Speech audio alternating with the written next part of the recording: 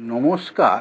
মহালয়ায় তর্পণ করার পর কোন কোন গাছকে পূজা করলে পূর্বপুরুষদের সন্তুষ্ট করা যায়?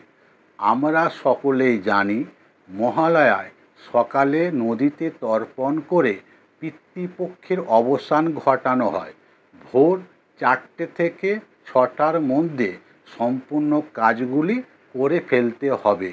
তর্পণ করে প্রথমে তুলসী মাতাকে ভক্তি সহকারে পূজা করুন, এতে গৃহে অশুভ শক্তি দূর হবে।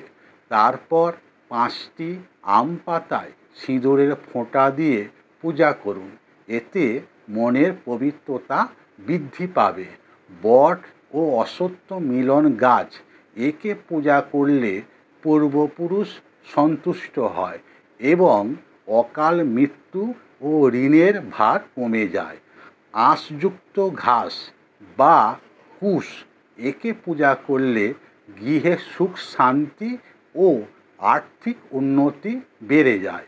গাছগুলিকে ধূপ প্রদীপ দই দিয়ে পূজা করুন এবং বলুন ওং পিতৃভ্যো স্বধা নমঃ।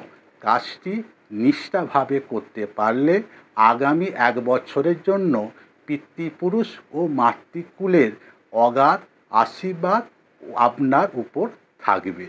নমস্কার, সকলে ভালো থাকুন। জয় মা কামাখ্যা।